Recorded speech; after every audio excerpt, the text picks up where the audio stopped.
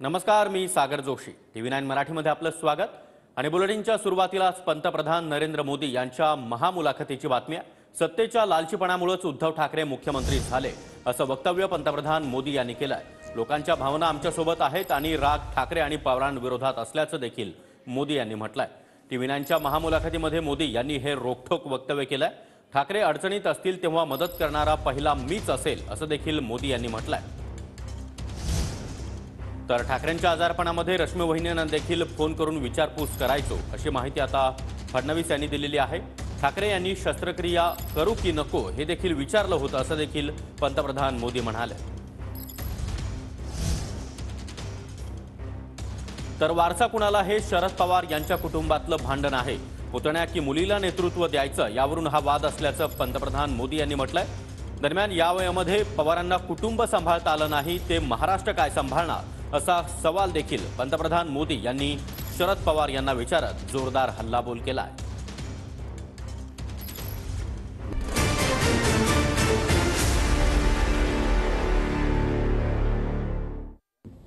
थोड़ा सा मैं आपको महाराष्ट्र की तरफ लेके जाना चाहता हूँ. महाराष्ट्र में विपक्ष को लेकर कंफ्यूजन है क्योंकि शिवसेना वहां फूट चुकी है, एनसीपी फूट चुकी है, कांग्रेस के कुछ नेता इधर उधर जा चुके हैं. लेकिन शरद पवार हो, उद्धव ठाकरे हो, इनके पास एक इमोशनल या आप कहे भावनिक मुद्दा है कि पार्टी टूट चुकी है, घर टूट चुका है. आपको नहीं लगता कि महाराष्ट्र में सबसे बड़ी चुनौती है भारतीय जनता पक्ष के सामने ये कि ये भावनिक मुद्दा जो है या इमोशनल कार्ड जो है? ऐसा है, मैं भी मानता हूं कि इस बार ये इमोशनल जो स्थिति है वो बीजेपी के पक्ष में है, युति के पक्ष में है, क्योंकि बाला साहब ठाकरे की शिवसेना हमारे साथ है, एनसीपी ऑफिशियली हमारे साथ है, और इसलिए लोगों को लगता है कि परिवार की सत्ता भूख के कारण बाला साहब के सपने को क्यों तोड़ा इन लोगों ने.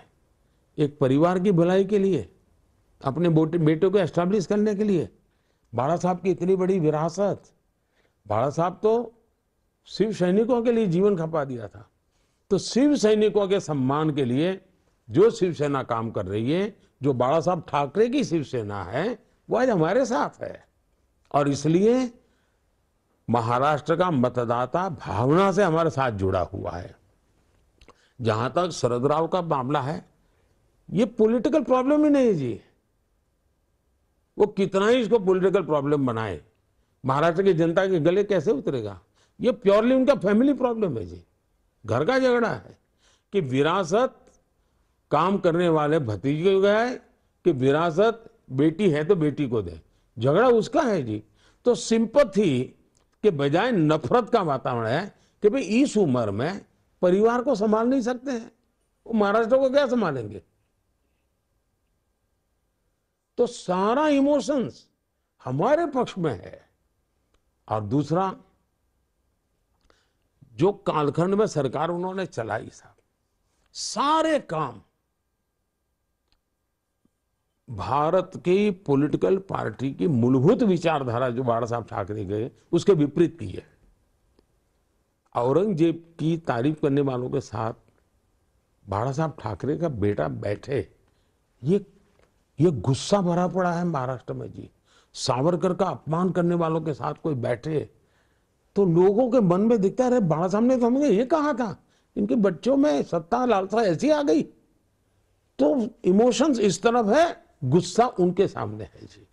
आपने अभी विरासत की बात की. बाला साहब ठाकरे जब थे तब आपके उनके साथ बहुत अच्छे संबंध थे, आप उनका बहुत सम्मान भी करते थे, और मैं तब शिवसेना भी कवर करता था, वो आपके पक्ष में भी खड़े रहते थे. आप अब विरासत की बात कर रहे हैं, तो सवाल ये है कि क्या उद्धव ठाकरे को आप बाला साहब ठाकरे का विरासत का उत्तराधिकारी मानते हैं या नहीं? दो चीजें हैं. वो बायोलॉजिकली तो उनके बेटे है ही है, उसका तो मेरा वो विषय ही नहीं है जी. तो मैं उस प्रकार से, मान लीजिए उनके परिवार में कुछ भी, जब वो बीमार थे तो मैंने तुरंत फोन किया था उनकी. रेगुलरली मैं वहिनी को फोन करके पूछता था कि भाई क्या हुआ. वो ऑपरेशन करने से पहले मुझे फोन किया कि बोले भाई आपका भाई साहब क्या सुझाव है. मैंने कहा भाई देखिए, पहले ऑपरेशन करा लीजिए, आप बाकी चिंता छोड़ दीजिए, शरीर को पहले त्याग दीजिए।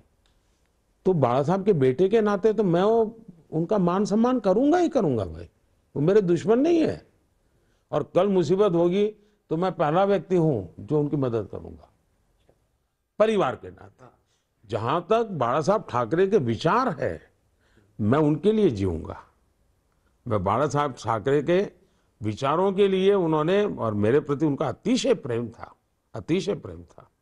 तो मैं वो कर्ज भूल नहीं सकता हूँ, कर्ज भूल नहीं सकता हूँ। और आज जो शिवसेना के साथ हम बैठे, हमारे पास ज्यादा एमएलए हैं, फिर भी शिवसेना का मुख्यमंत्री है, वो मेरी बाला साहब को श्रद्धांजलि है। हम पिछले चुनाव में आमने सामने लड़े थे, लेकिन उस चुनाव में मैंने एक शब्द बाला साहब के लिए नहीं बोला था।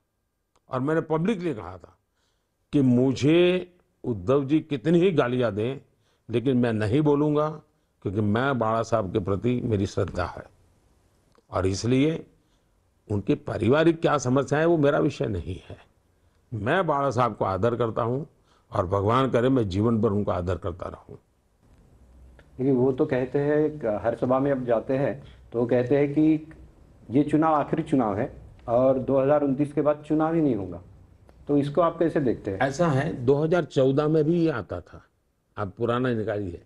2014 में भी कहा है कि अब चुनाव आखिरी है, 19 में भी कहा ये चुनाव आखिरी है, अब 24 में भी कह रहे चुनाव आखिरी है। इसका मतलब है कि हमारे विरोधियों की बैंकरप्सी है, उनके पास कुछ नई चीज कुछ खोजो ना भाई।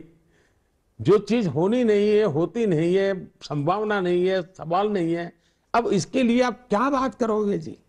इतना बड़ा संविधान है, जिस देश के अंदर 900 टीवी चैनल चलते हो जी, आज वहां कोई डिक्टेटर पैदा नहीं हो सकता है, आसमान से भी आकर के पैदा नहीं हो सकता है।